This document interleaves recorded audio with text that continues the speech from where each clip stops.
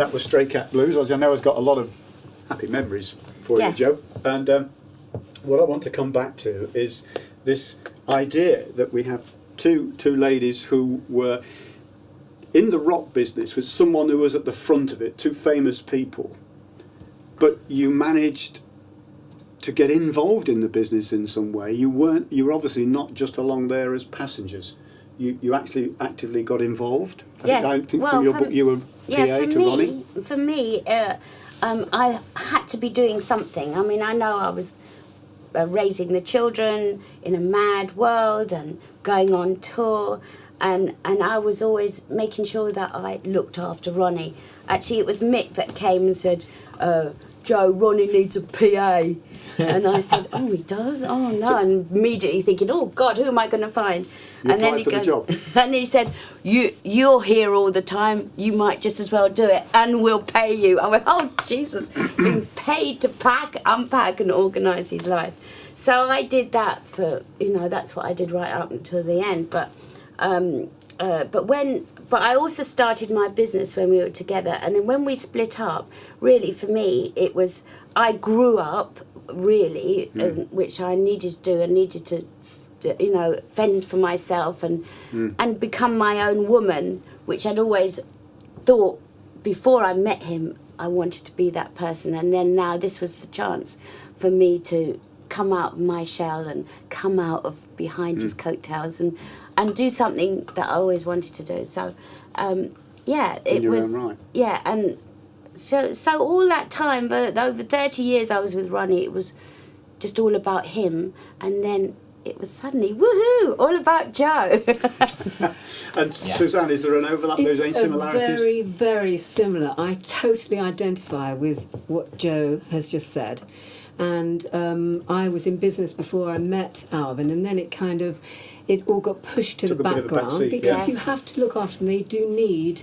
They need their lives organised, and I think that's what Joe and I did, and that's what we do, because they are highly successful people in their own right.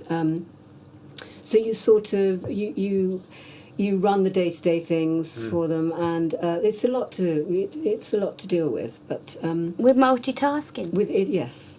But I always wanted to do something. I couldn't just sit there and twiddle my thumbs as well. Right, so I always wanted to do something. I wanted to release some albums of Alvin, some compilation albums. He wouldn't let me because of the man's world situation, where he had a manager, he had a record label, and those people really wanted to run his life, that side of his life, and I was never allowed to until we split up. Right, and this is an interesting point. You were. They say that women in business are in a man's world. I think it's changing, but I would have thought particularly the music business. It was very difficult. In those days, still is. if not Yeah, now. I'm sure it still is for a woman. You don't get many women there. I mean, there's something like Sharon Osbourne, maybe. I don't know. And there are others. If you're listening, feel free to phone in. Yes. But Mike used a phrase earlier about the glass ceiling. And within your individual businesses, there is no glass ceiling because you're at the top. You can't. You own the businesses, you run the businesses, but you're dealing with lots of people, potential suppliers, potential customers, and all that. Those relationships.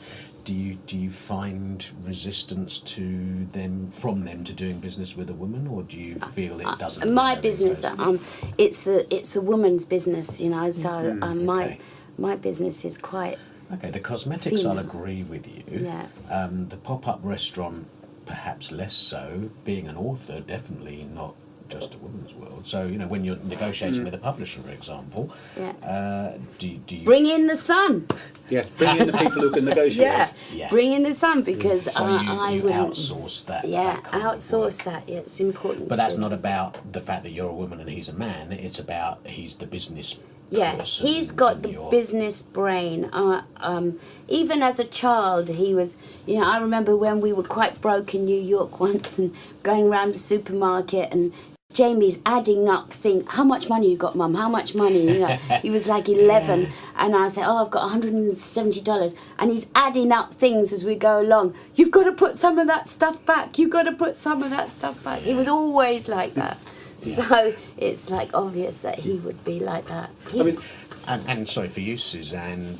again, your own business, no glass ceiling, but when you're out there dealing with an awful lot of men in the music business, how long did it take for them to take you seriously? Well, they have to take me seriously right away. I know what I'm talking about, basically, and if I went in and didn't know what I was doing, then it would be a different story. But I do know what I'm doing, and I'm really good at what I do, and that's how I negotiate and navigate my way through.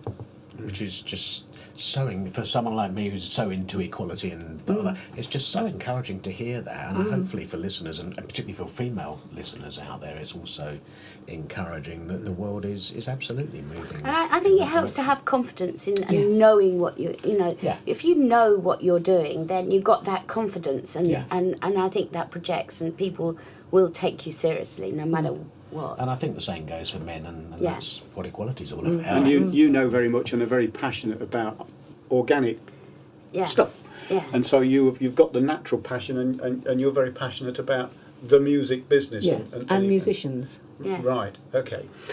Interesting enough, I don't know whether you remember or heard the replay, but there was a replay of an interview with Margaret Thatcher. Oh. It was yesterday or sometime, Oh, when Margaret Thatcher was asked this question about whether she supported women or not. Yeah. And she said, I think that the gist of her argument was that she had proved that women could do it, therefore do it. You don't need it making any easier. Absolutely, and on the same programme was a woman who's a very strong Labour MP or activist, but very said absolutely disagreed with the politics, but she grew up with Margaret Thatcher as a role model for that a woman can get to the top.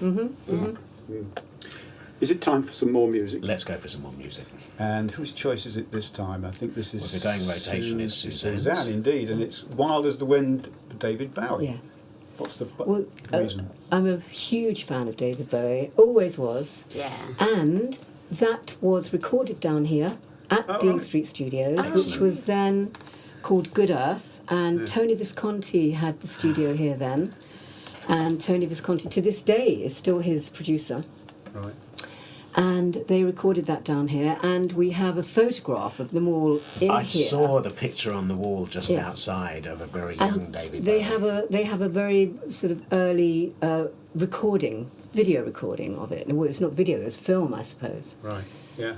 So it's very, very dear to my heart, and it's one of my favourite ever, most beautiful tracks as well. Well, here we go, Wild as the Wind with David Bowie, recorded here. Not often we can say that. No.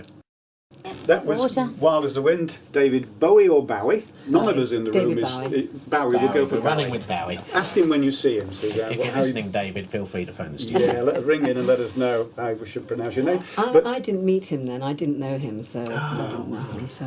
Hey. I did. I know David. Oh, What does he excellent. call Well, ask himself? him. Oh, Well, I just say David. Of course it would be. Mr. Bowie. Mr. Bowie. Yeah, Mr. As they Bowie. say, I don't care what you call me so long as you call me. Yeah. Right, let's get back to this idea that women can make it in business. The glass ceiling, if there is one, needn't be too thick to break through if you're passionate about what you do. And you two obviously are. You really enjoy what you do. And anybody would say, well, the music and the arts business is really fascinating in itself. But business, I personally find business itself a bit of a dull subject. Could either of you ever see yourselves going and doing a business degree? No. The answer is simply no. So thank you for that detailed answer. Suzanne? I don't think so. No. Right, Okay. But to slightly change the question, Bucks-New University is a few miles up the road from Marlow FM, and I know that they do a degree in music management, and they do lots of sort of music business related degrees. So you wouldn't do a business degree, and actually you should probably be lecturing on that course, not I would involved love in to the go. Well, that's another discussion. That's another time. But I would like to take that up with you about the education, because that's a bit of a thorn in our side in some ways. But that's something that we should have a discussion about another time. We will do that. We will have a BizBuzz special about education in business, and we'll invite you back to come back. Because we're a big supporter here. Of we give placements for. Ah, you do. Yeah. Okay. Well, we used to. Internships and things. We used to. Yeah. Okay. Yeah. Well, what about business? What do you find fascinating about business? For me, it's all about the creative part for me. I mean, I would take a course, but I'd like to take it in nutrition, Yeah. you know, and all things, you know, natural and Yeah. that's what I would be. In fact, I've thought about it a lot. If only I get the time, I will make the time. Because I just totally believe that what you put into your body is so important.